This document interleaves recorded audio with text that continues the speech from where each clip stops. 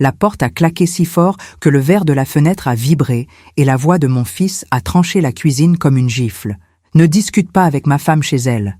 Il avait le visage rougi par la colère, et son bras formait une barrière devant Élodie, sa épouse, qui se tenait un peu en retrait, les lèvres serrées, un sourire presque satisfait à peine dissimulé. J'ai respiré lentement pour ne pas trembler. Nous étions un jeudi, le 15 octobre, à 19h20, et l'odeur du poulet rôti commençait à sécher au four. Chez elle, je regardais le torchon accroché à la poignée du four, puis le cadre de mon défunt mari sur le buffet. Chez elle. La phrase tournait dans ma tête comme une toupie mal réglée. La maison était à moi. Une brise froide passait par le bas de la porte, et je sentais la poussière de la cour remonter un peu, ce goût de craie sur la langue qui vous rappelle l'âge des murs. Élodie caressait distraitement son porte-clés de la copropriété, celui gravé « Pave B. Lot 5 ». Et je vis son regard glisser vers la penderie d'entrée où je conserve le classeur bleu nuit, celui des actes et des quittances.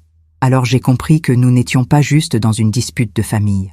Nous étions à l'orée d'une scène plus vaste, d'une histoire qui allait éclater en plein jour, dans une salle où les minutes se comptent en silence et en regards détournés. Chez elle, avait-il dit, comme un présage qu'on n'oublie pas.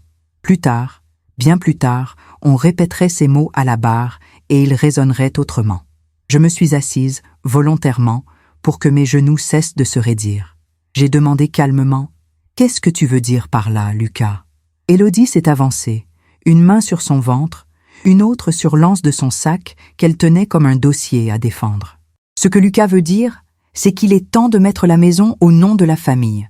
Nous nous occupons de tout, maman. Tu n'as plus à te soucier de la taxe foncière ni des travaux de toiture. Son ton était doux, mais dans sa douceur brillait la lame.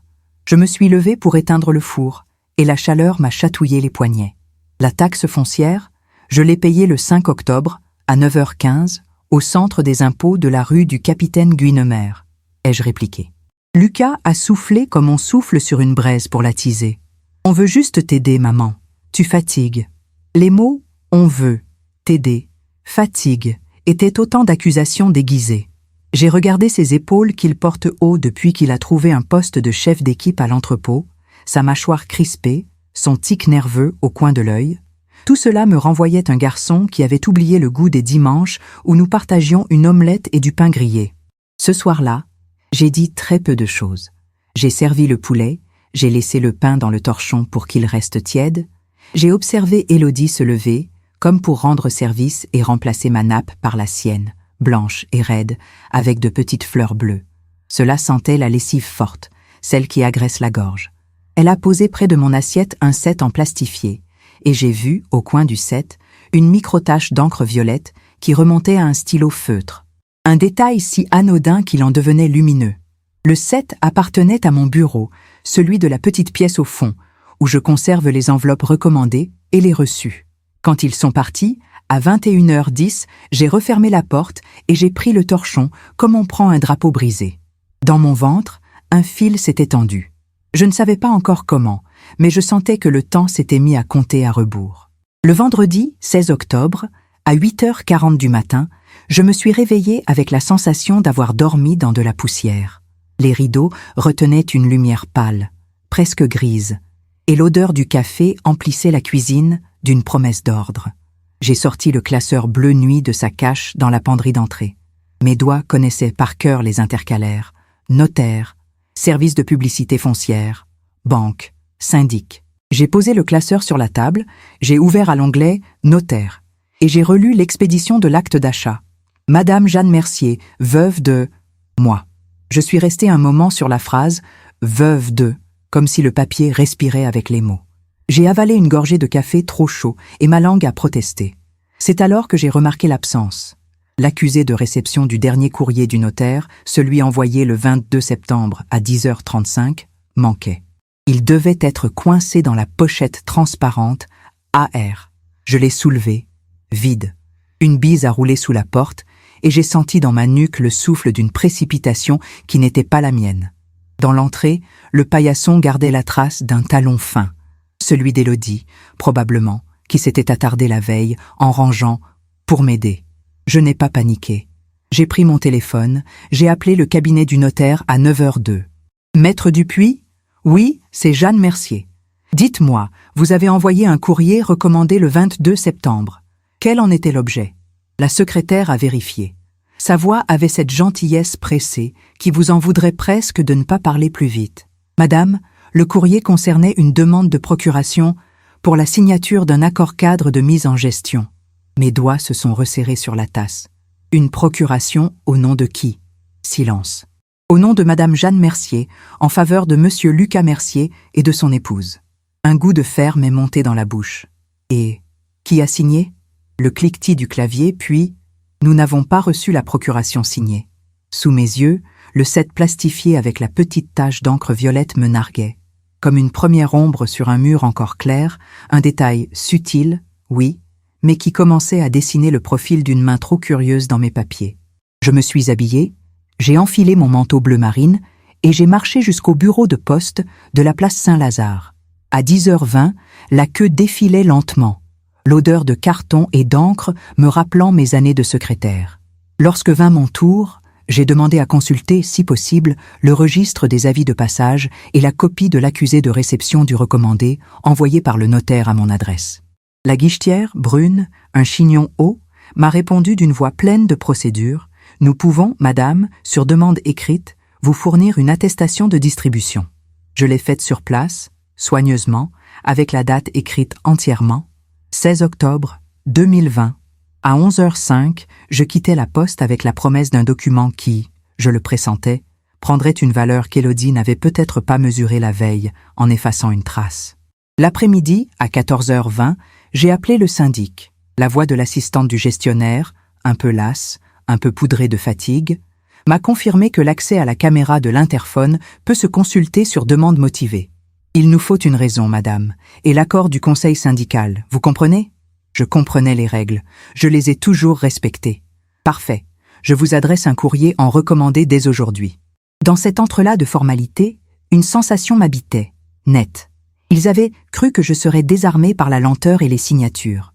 Pourtant, je connais la danse des parapheurs, les tampons datés, l'odeur d'armoire d'un dossier bien tenu. J'avais été mariée à un menuisier, pas à un juriste, mais mon mari m'avait dit un jour, en riant, « Les meubles tiennent parce qu'on les monte dans l'ordre ». Je venais de poser la première vis. Le soir tomba tôt. Il faisait humide, et la buée envahissait les carreaux. À 19h, Lucas m'a appelé. « Maman, désolée pour hier, on s'est emporté.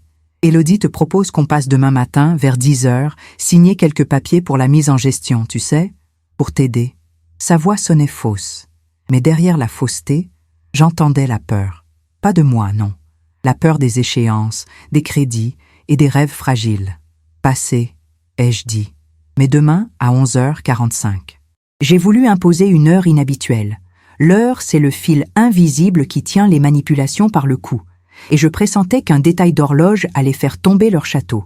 À 9h10 le lendemain, un samedi 17 octobre, la lumière avait cette pâleur d'automne qui rend les métaux tristes. J'ai frotté le cadre de mon mari, j'ai rangé ma table, j'ai glissé le classeur bleu nuit dans mon sac en toile, lourd, rassurant, et j'ai placé mon petit dictaphone dans la poche de mon gilet. Pas pour piéger, non, pour me souvenir des mots qui blessent. Le portier, Abdel, m'a salué devant la grille, son bonnet gris tiré bas. « Madame Jeanne, ça bouge chez vous ces temps-ci. » Je lui ai souri, et j'ai noté mentalement sa présence discrète, fiable. Parfois, la justice porte un bonnet et tient un balai. Élodie est arrivée en avance, à 11h28, talons nets sur les dalles, parfum poudré qui piquait les narines. Lucas suivait, les mains dans les poches, ce geste d'enfant qui cherche une friandise et ne trouve que des clés. Elle a posé sur ma table un mince dossier cartonné couleur amande. Voilà, c'est tout simple. C'est une gestion déléguée. Je l'ai ouverte. J'ai lu « mandat de gestion », puis, en petites lettres, un article discret sur la possibilité d'autoriser des travaux et la signature d'actes afférents. J'ai feint l'ignorance.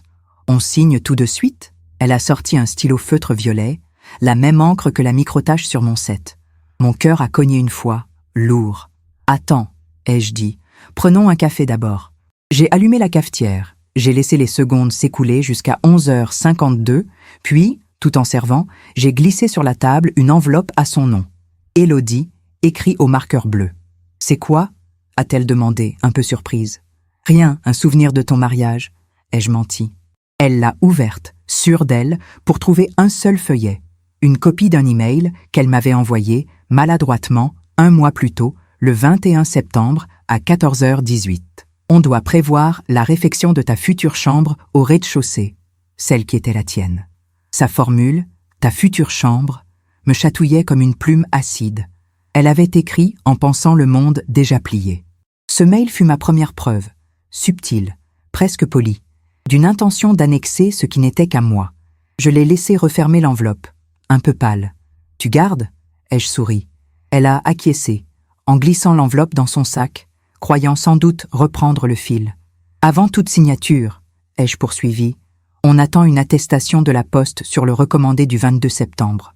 Je veux être sûre de ne pas avoir raté un avis. » Lucas s'est agacé. « Maman, arrête avec tes papiers, c'est pour ton bien. »« Pour mon bien, oui, ai-je dit. » J'ai déposé sur la table le dictaphone, bien visible, je l'ai allumé sans ostentation. J'ai regardé l'horloge murale, 12h03. Les choses importantes méritent des heures claires. Élodie a essayé de sourire. On peut signer ce mandat-là, qui ne fait que nous autoriser à contacter les artisans. J'ai pris le feutre violet, j'ai noté dans la marge, en toutes lettres, refus de signer le 17 octobre à 12h03 pour absence d'attestation postale et besoin de consultation notariale. Puis j'ai reposé le stylo avec lenteur. La pièce a retenu sa respiration. Dehors, un klaxon a troué l'air comme pour donner un signal. Et c'est là que Lucas a lâché, d'une voix plus forte qu'il ne l'aurait voulu. « Ne discute pas avec ma femme chez elle. » La phrase a coulé sur la nappe comme un vin renversé. J'ai relevé les yeux. « Elle est chez moi, Lucas. Chez moi. » Le lundi suivant, à 9h45, l'attestation de la poste m'attendait dans ma boîte. Distribuée le 23 septembre à 15h29, signé « et Mercier ». Élodie n'a jamais porté mon nom, mais le facteur n'en savait rien. Il avait, ce jour-là, sonné, et quelqu'un avait signé d'un paraphe « et » avec mon patronyme. J'ai serré le papier, sentant le poids d'une évidence. J'ai pris l'ascenseur, la lumière froide sur mes joues. Sur le palier, Abdel m'a fait signe. « Madame Jeanne, j'ai vu la dame signer pour vous l'autre fois.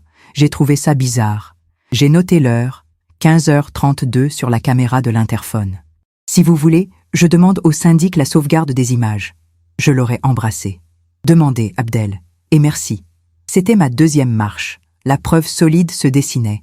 Une vidéo de l'interphone, datée en toutes lettres, montrant Élodie recevant un recommandé à mon nom et le signant, suivi d'un dépôt du courrier, dans son sac. Je me suis dirigé au commissariat à 10h25.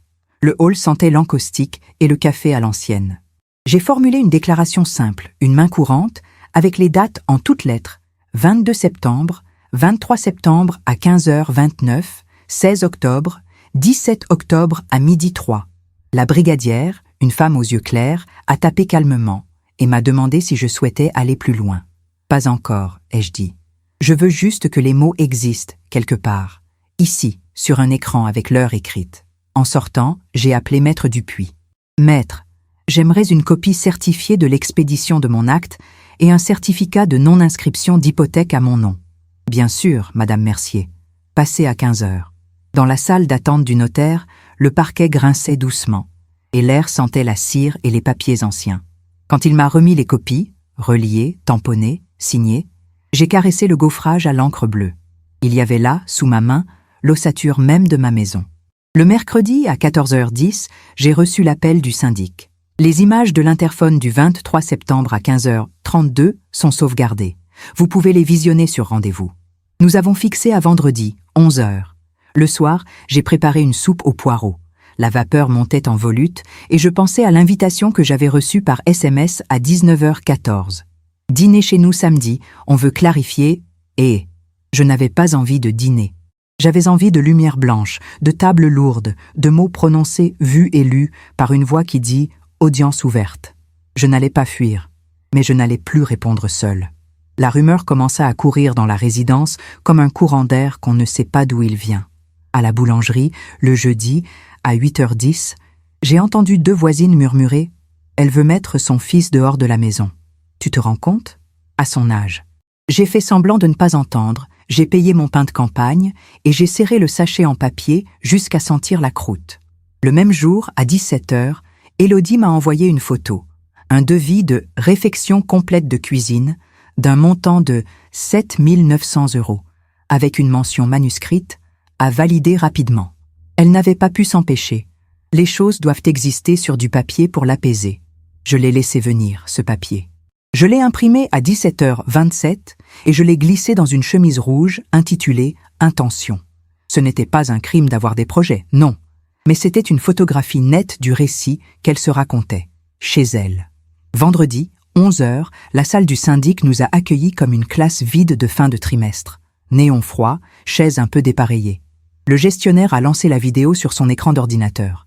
À 15h32, l'interphone montrait Élodie devant ma porte. Elle parlait avec le facteur, recevait un stylo, signait sur la tablette et glissait l'enveloppe à en-tête du notaire dans son sac. « Vous pouvez m'envoyer un extrait horodaté ?» ai-je demandé. « Oui, dit-il. Avec un certificat de conformité, nous faisons cela souvent pour des incidents. » Je suis sortie avec un frisson qui n'était pas que de satisfaction. C'est étrange. La preuve ne guérit pas. Elle éclaire. Et sous la lumière, la poussière danse plus fort. Le samedi soir, à 20h, je suis entrée chez eux. L'appartement sentait la peinture fraîche et la bougie parfumée à la vanille. Lucas ajustait le col de sa chemise. Élodie avait préparé un gratin qui fumait encore. « Maman, dit Lucas, on veut tourner la page. » Je me suis assise, j'ai ouvert mon sac, j'ai sorti une chemise anthracite intitulée « Chronologie ».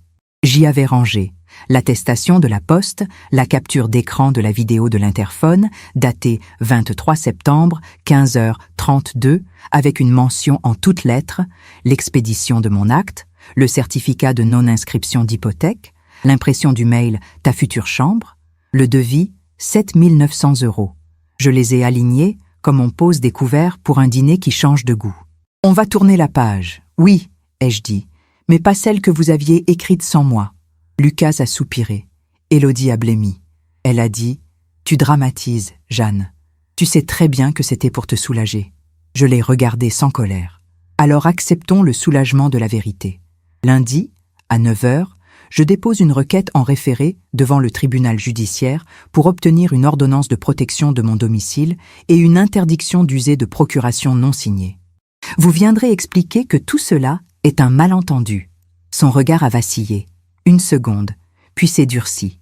Les jours suivants, le coup social a commencé à m'enserrer comme une écharpe trop serrée. À la pharmacie, le mardi, à 11h, la préparatrice m'a dit « J'ai entendu dire que la famille traverse une période compliquée. » Les mots « entendu dire » se sont collés à ma peau. Le soir, à 18h20, j'ai trouvé dans ma boîte une feuille anonyme. « Arrête, tu vas finir seule. » Je l'ai lu calmement. J'ai sorti ma perforatrice, 2 trous nets, et je l'ai rangée dans la chemise « Pression ». Je voulais que tout existe à sa juste place, même la lâcheté. La veille de l'audience en référé, un jeudi 29 octobre, il pleuvait fin, une pluie qui rend les trottoirs spongieux. Mon téléphone a vibré à 15h12. « Madame Mercier ?» C'est Clara, clerc de Maître Dupuis. On a regardé de près la procuration que nous avions préparée. Elle n'a jamais été retournée signée, mais j'ai vérifié le fichier de gestion. Il y a eu tentative de prise de rendez-vous chez un autre notaire, Maître Paulin, pour un acte de mise en gestion renforcé. Vous feriez bien de demander à ce confrère copie du projet et des parties qui se sont présentées. Une chaleur m'a monté au visage, non de honte, de lucidité. J'ai appelé sur le champ le cabinet de Maître Paulin. Nous ne pouvons communiquer qu'aux parties, madame. Justement, ai-je dit, mon nom est Jeanne Mercier, propriétaire du bien objet de l'acte projeté. Si mon nom figure, je suis partie. S'il n'y figure pas, vous m'aidez à prouver une tentative de contournement. Silence. Puis, passez demain avec votre pièce d'identité. Cette voix prudente fut le premier fil d'une tapisserie que je n'avais pas prévue. Il y avait plusieurs mains à l'ouvrage. Le jour de l'audience, vendredi 30 octobre, j'ai ressenti ce calme étrange qu'on a avant le tonnerre. La salle d'audience du tribunal judiciaire sentait la pierre froide et l'encre des décisions. À 9h45, nous étions là. Lucas, serrant sa mâchoire. Élodie, vêtue d'un tailleur beige, son sac posé sur ses genoux comme un bouclier. Moi, droite, avec mon classeur bleu nuit, devenu presque une extension de ma main. Abdel, assis au fond, bonnet retiré, cheveux courts bien peignés. Clara, au premier rang, un bloc-notes. et quelques voisins attirés par la rumeur où mon nom s'était transformé en histoire. Le juge des référés entra à 10 heures précises. Sa voix avait la douceur d'une lame bien aiguisée. L'audience est ouverte. Mon avocat, Maître Brémond, choisi 2 jours plus tôt, a parlé peu mais avec exactitude. Il ne s'agit pas d'un conflit familial ordinaire, Monsieur le Président, mais de la protection d'un domicile de plein droit, menacé par l'appropriation progressive de ses attributs administratifs. Il prononça « progressive » en détachant les syllabes, et je vis Élodie se raidir. Alors, on projeta sur l'écran la capture de l'interphone, 23 septembre, 15h32. La salle, silencieuse, fut éclairée par cette petite fenêtre numérique où Élodie tenait le stylo du facteur. On projeta l'attestation de la poste en lettres pleines, signées et Mercier. On projeta le mail « Ta future chambre ». Je n'ai pas voulu regarder Lucas. Quand le juge m'a donné la parole, j'ai dit simplement « Je suis chez moi depuis 32 ans ». J'ai perdu mon mari un 12 février et depuis, j'ai appris à lire les papiers comme on lit le temps. Je demande seulement qu'on me laisse les lire sans que d'autres les signent à ma place. Élodie a pris la parole ensuite, la voix ronde et un peu tremblante. Je voulais aider. Jeanne oublie, parfois. Elle mélange des dates. La preuve, elle fixe des rendez-vous à 11h45, alors que tout le monde sait que les offices ferment à midi. Le juge a levé les yeux. Et c'est une raison pour signer à sa place ? Un murmure a parcouru le fond de la salle. Ce fut Abdel, mon allié tardif, qui fit basculer l'air. « Monsieur le Président, j'ai vu cette dame signer pour Madame Mercier. J'ai trouvé cela anormal et j'ai demandé la sauvegarde des images. » Il tenait dans sa main calleuse un petit carnet où il avait noté, d'une écriture régulière, « 23 septembre, 15h32. » Le juge a demandé « Pourquoi avoir noté l'heure en toutes lettres ?» Il a répondu, sans forfanterie, « Parce que les heures, quand on les écrit entièrement, elles pèsent plus. » Un sourire a couru sur la bouche du greffier. Dans la salle, l'échine des rumeurs s'est un peu recroquevillée. Le juge a rendu l'ordonnance à 11h27. Je n'ai pas retenu chaque mot, mais j'ai saisi l'essentiel. Interdiction faite à Monsieur Lucas Mercier et à Madame Élodie X de réceptionner tout courrier recommandé adressé à Madame Jeanne Mercier. Accès au domicile strictement conditionné à l'invitation expresse de la propriétaire. Injonction au syndic de la résidence Pavillon B, lot 5, de conserver les images de l'interphone du 23 septembre. Transmission au procureur de la République pour les suites utiles. L'audience s'est levée et j'ai senti une première pierre se détacher du mur qui nous séparait. Pourtant, je savais que ce n'était pas fini. Les gens, souvent, préfèrent la poussière qui vole à la netteté qui tranche. Et je pressentais que la netteté allait devenir éclatante, presque aveuglante. Les semaines qui suivirent furent tendues comme une corde d'instrument. Lucas ne m'appelait plus. Élodie m'envoyait, de temps à autre, des messages elliptiques. « Les travaux, on laisse tomber, c'est ça ?» Ou « Le notaire nous a mal conseillé ». Je n'ai jamais répondu avec colère. Je disais « Nous verrons cela chez le notaire, ensemble ». Un mercredi, 11 novembre, à 15h17, j'étais au cabinet de Maître Paulin. L'odeur de vieux cuir et de papier humide m'a accueilli comme on accueille une cousine prudente. Il m'a remis une copie du projet d'acte de mise en gestion renforcée. Dans la rubrique « Parties », il était écrit « Monsieur Lucas Mercier, agissant en qualité de mandataire de Madame Jeanne Mercier, au terme d'une procuration sous 5 privés, en date du 23 septembre. » Je me suis assise lentement. « Pouvez-vous me fournir la copie de cette procuration ?» Maître Paulin a secoué la tête. « Nous ne l'avons jamais reçue. » J'ai respiré profondément, comme on remonte d'une apnée. « Merci, ce projet et cette absence vont m'aider. » Car j'avais avancé. J'avais mandaté un expert en écriture, Madame Delorme, qui, à ma demande et sur ordonnance du juge des contentieux de la protection, devait examiner tous paraphes et signatures m'attribués dans les semaines précédentes. Cette expertise, si elle concluait à la falsification, deviendrait ma 3e preuve. Non seulement définitive, mais irréfutable à qui veut encore parler de malentendu. L'expertise graphologique eut lieu le jeudi 19 novembre, à 10h, dans un bureau aux étagères chargé de rapports. Madame Delorme était une femme aux cheveux argentés, à la voix douce et neutre, qui tenait son stylo comme on tient une balance. Elle m'a demandé d'écrire des phrases complètes, les mêmes mots et dates qui apparaissaient sur les documents litigieux, 23 septembre, 15h29, et Mercier, Elle photographia tour à tour mon manuscrit, puis la signature « et Mercier » apposée sur l'attestation postale. « L'attaque de la boucle du J n'est pas la vôtre, madame », a-t-elle murmuré, presque pour elle-même. J'ai senti ma gorge se desserrer. Le rapport fut prêt le lundi suivant, à 16h20. Il concluait à une probabilité très forte de falsification. J'ai reçu l'expédition reliée, estampillée et signée. Je l'ai tenue contre moi, comme on tient un livre qu'on cherchait depuis des années. Pendant ce temps, le quartier était un théâtre discret et cruel.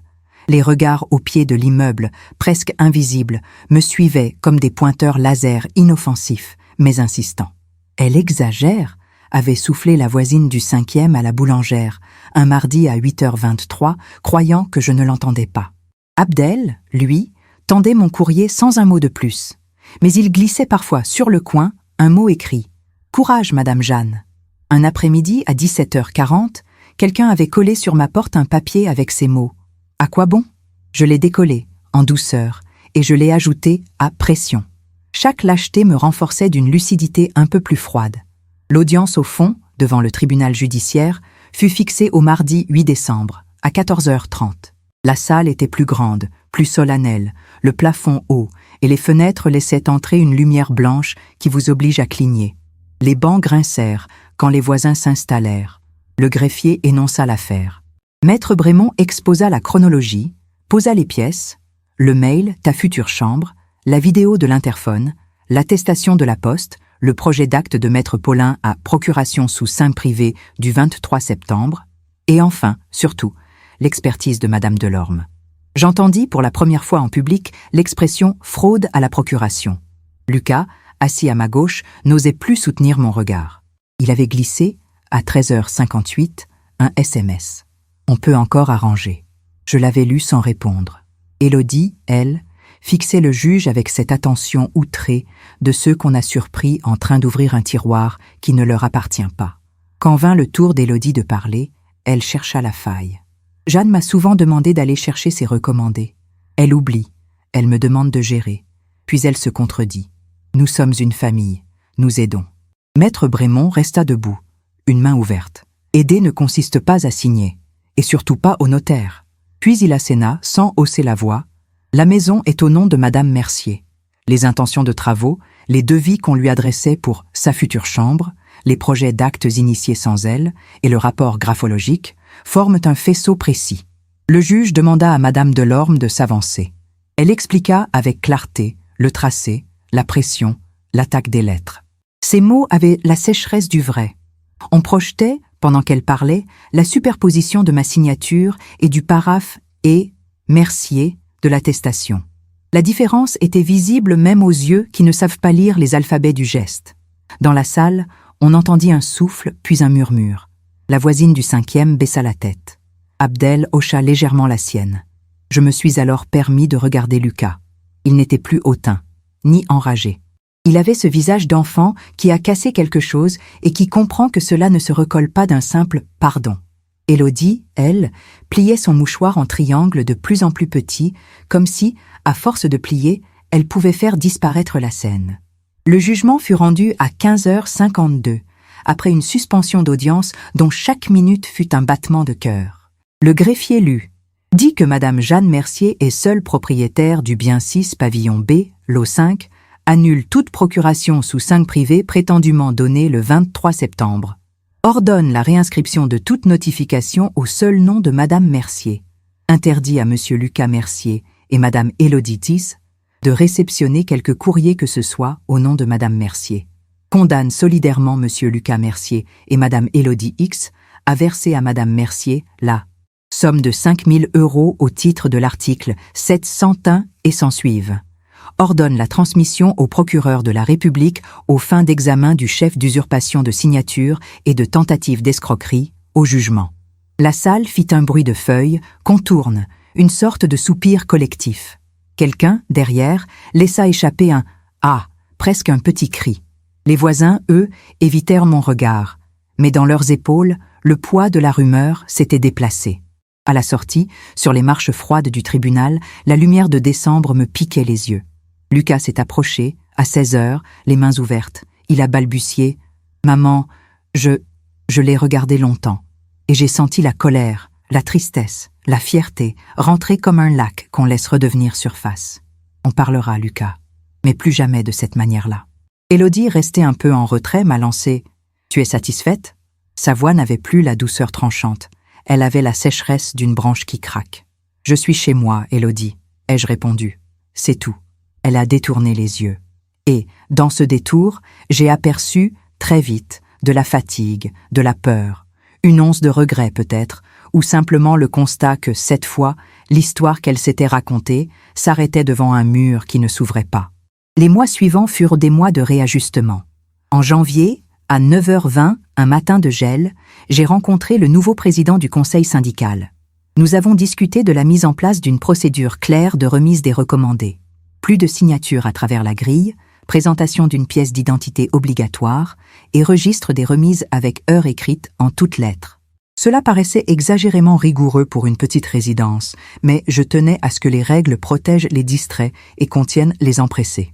Le syndic a adopté la mesure à l'unanimité et Abdel a souri en coin, satisfait de voir l'administration épouser la simplicité du bon sens.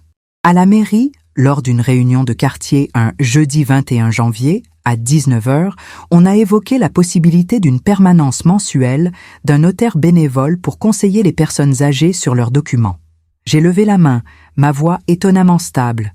Ce n'est pas seulement une question de papier, c'est une question de respect des rythmes et des heures, une question d'écrire les choses en entier pour qu'elles ne puissent pas être raccourcies par d'autres. Lucas est revenu me voir, le dimanche 14 février, à 16h10. Nous avons bu un thé à la menthe. Ses yeux s'embuaient quand il parlait d'argent, de pression, de la peur de ne pas y arriver. Je l'ai écouté. J'ai parlé peu. Tu as cru, Lucas, que la maison était une solution rapide. Elle est ma vie. La tienne est ailleurs. Il a hoché la tête, longuement. Les mots, parfois, sont comme des lattes de bois qu'on replace dans un parquet. On les tape doucement, jusqu'à ce qu'ils cessent de bouger. Avec Élodie, il a été plus difficile de trouver un terrain. Elle a déménagé, en mars, pour un logement plus petit. Un jour, à 17h22, elle a déposé dans ma boîte une lettre manuscrite. Je me suis laissé emporter. J'avais peur. J'ai cru que prendre, c'était protéger. J'ai posé sa lettre sous le cadre de mon mari. Je n'ai pas répondu par écrit. Je lui ai simplement laissé savoir, par Lucas, qu'elle pouvait appeler si, un jour, elle souhaitait comprendre pourquoi on n'écrit pas « future chambre » dans la maison d'autrui. La résidence, elle aussi, a changé de musique. Les regards sont devenus plus francs, plus courts. On m'a salué avec une simple « Bonjour, Madame Mercier », qui valait tous les mea culpa. La boulangère m'a offert, un mardi, un chou à la crème pour adoucir. J'ai souri, j'ai dit « Merci », j'ai mordu dedans, la crème m'a collé aux lèvres et j'ai ri toute seule. Le rire, je l'avais égaré pendant quelques semaines. Je le retrouvais dans des endroits futiles, comme une poche oubliée. Un matin d'avril, à 8h35, Abdel m'a dit « Vous avez vu? Ils ont mis un vrai cahier des remises. On écrit 9h30, 14h40, etc. Ça calme les « on m'a dit que ». Je lui ai serré la main. Les « on m'a dit » avaient été la bande-son sourde de notre chute. Ils furent, petit à petit, remplacés par des « il est écrit ». Il m'arrive encore, certains soirs, de repenser à la phrase de Lucas, lancée comme un étendard sur ma table. « Ne discute pas avec ma femme chez elle ». Je la repense en souriant, non pas par mépris, mais par compréhension. Il avait confondu l'espace de son ambition avec l'espace du réel. La maison n'est pas seulement une adresse, c'est un calendrier secret, un dictionnaire d'odeurs et de bruits, une bibliothèque de preuves intimes. C'est un acte notarié, oui, mais c'est aussi la trace de son propre pas sur le carrelage, un 23 septembre, 15h32, gravé dans une mémoire de concierge. C'est au fond ce qui reste quand on a tout oublié. Je ne romantise pas. Il y a eu des jours de vide, des matins gris où la victoire me semblait sèche comme du papier trop mâché. Je me surprenais à épousseter le cadre de mon mari plus longtemps que nécessaire, à relire des lignes que je connais par cœur. Et pourtant, entre 9h10 et 9h20, un jeudi de mai, quand le soleil a caressé pour la première fois de l'année la tablette de fenêtre où je pose mes plantes, j'ai senti que la maison me revenait comme une respiration normale. J'ai ouvert grand, L'air avait une accroche de lilas et de poussière tiède. J'ai entendu en bas la voix d'Abdel plaisanter avec un livreur. Et j'ai pensé à ce que cette histoire avait changé, pas seulement pour moi, mais pour les autres dans cette résidence. Ils examinent maintenant les signatures, ils écrivent les heures, ils respectent les boîtes aux lettres comme des boîtes noires de nos vies. Ce sont des petites choses, mais la justice et le karma, parfois, n'ont pas besoin de grands feux d'artifice. Ils préfèrent la clarté tranquille d'un cahier bien tenu. Au marché, une dame à la tresse blanche, que je ne connais pas, m'a arrêté un samedi à 11h18. C'est vous, n'est-ce pas, la dame de l'histoire? Ça m'a fait réfléchir. J'ai dit à ma fille, on écrit tout, on signe rien sans lire 2 fois. J'ai ri, j'ai dit, vous avez résumé mon roman, madame. Elle a ri aussi, et nous avons parlé asperges. C'est ça, la vie qui revient. Les grandes choses s'amenuisent jusqu'à tenir dans le pli d'une conversation sur des légumes. La moralité? Je ne la dis pas pour faire la leçon, je me la dis à moi d'abord, chaque matin, en ouvrant les volets. On ne prête pas sa signature comme on prête du sel. On écrit les heures en entier. On garde ses papiers dans un classeur qui a l'odeur rassurante du carton et de l'encre, et on n'autorise jamais l'amour, même celui qu'on porte à son fils, à noyer la phrase la plus simple et la plus lourde, « chez moi ». Parce qu'à la fin, quand les voix se taisent, quand les « on m'a dit » se dissolvent, quand les talons claquent ailleurs, il reste la maison, la mienne. Et la lumière de 10 heures qui tombe exactement sur le coin de la table où j'ai posé, pour toujours, les mots entiers de cette histoire.